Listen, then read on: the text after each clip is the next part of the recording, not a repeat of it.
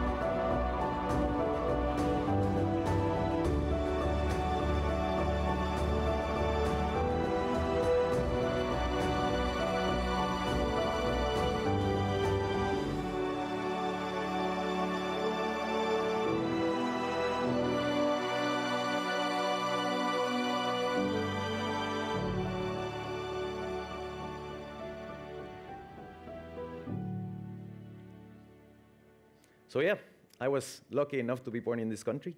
I was also very privileged to be born in a family that was able to give me a full education.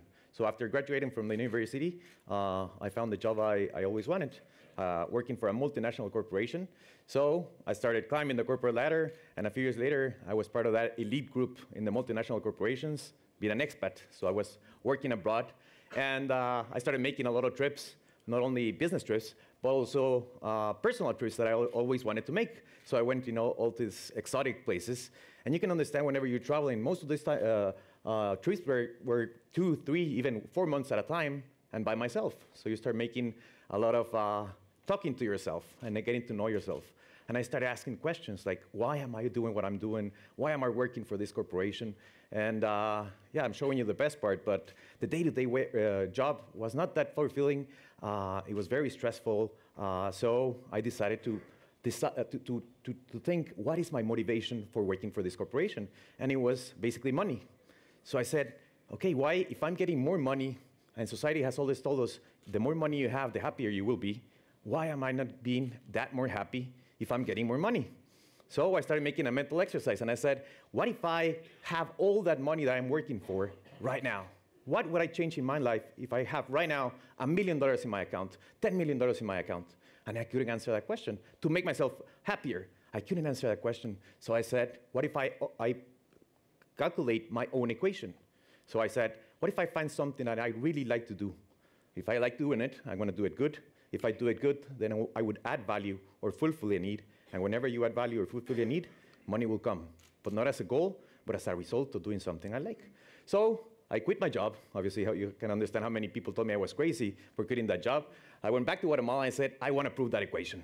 So I went back, and I wanted to enjoy that nature I was born into, and I enjoyed whenever I was growing up, and they were gone. The city has grown so much that those green spaces were just gone.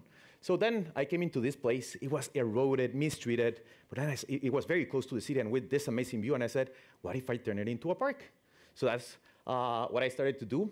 I'm going to try to summarize 20 seconds of my life, of your life, the next 7 years of my life. And you can understand, as an entrepreneur, there's a lot of things you have to do, you have to struggle, but I endured.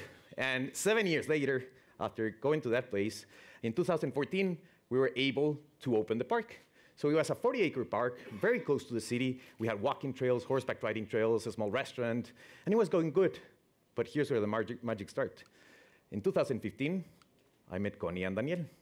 And we started talking, and they totally understood what the mission was behind the park, just sharing nature with more people.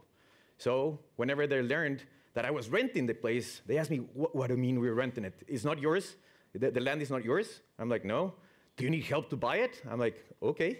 So in 2015, long story short, we became partners, and we have turned that small piece of land into this.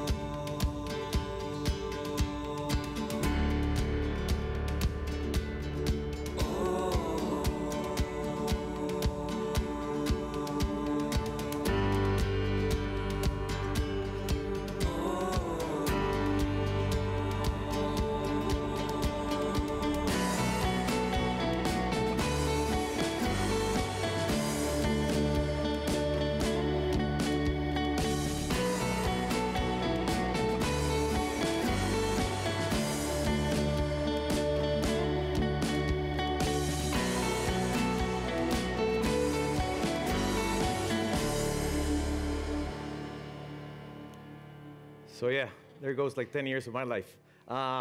So what has happened to this? The land obviously is very close to the city, so year after year, it's increasing its value. Then the project, we have received in these 4 years over 70,000 people to the park. It's a self-sustainable project, and we not only get people coming like for romantic dates or families, we also have corporate events. So we do team building activities using nature as our platform. And the life, you can understand whenever I first got to the park, it was eroded, there was very little nature. Now, we have seen more than 50 species of birds, rabbits coming into the park again, squirrels, raccoons, foxes. So it's become a small ecosystem very close to the city. So what have I learned during these 10 years in nature?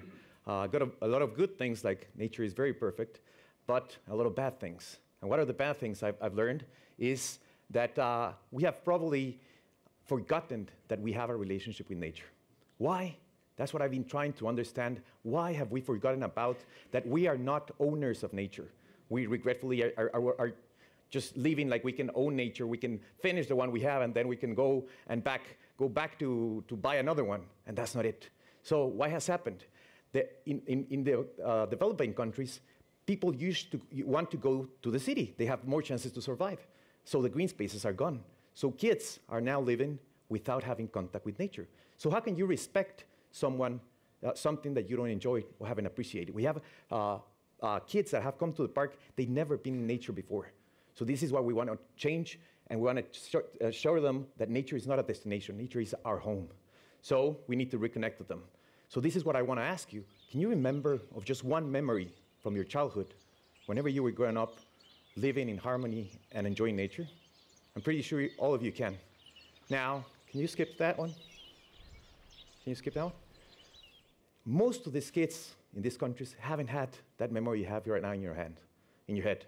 So this is what we want to do. We want to change this. We want to help them discover nature, help them understand and find their inspiration in nature, help them learn from others. We're social animals. What are we doing here? Just being inspired what others are doing. So this is what we want to do.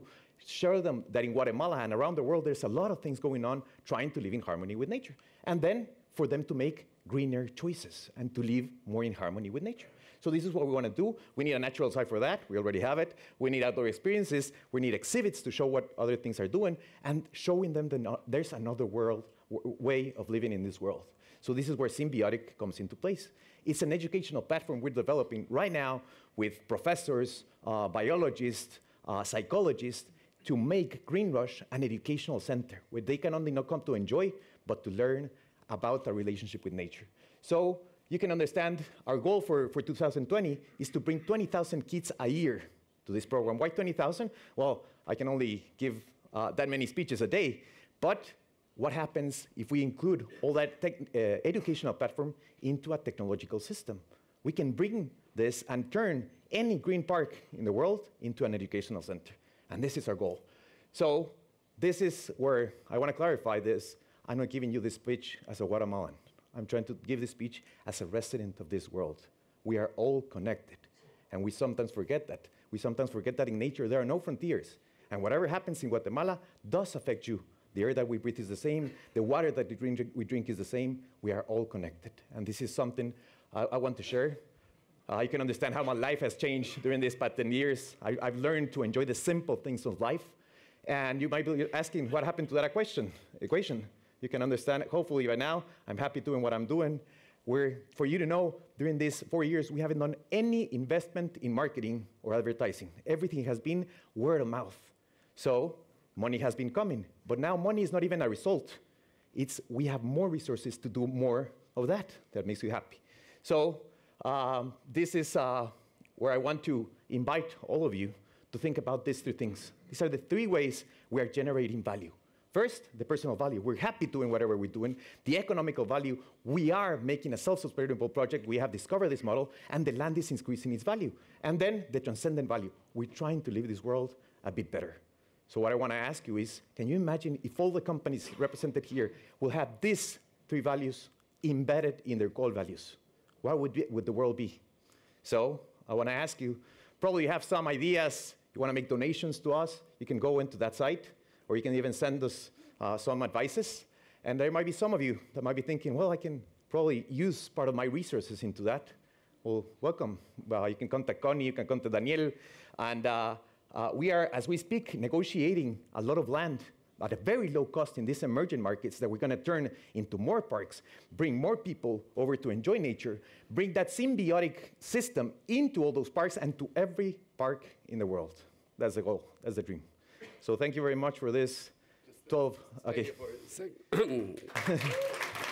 Wonderful. I try to rush it. Wonderful.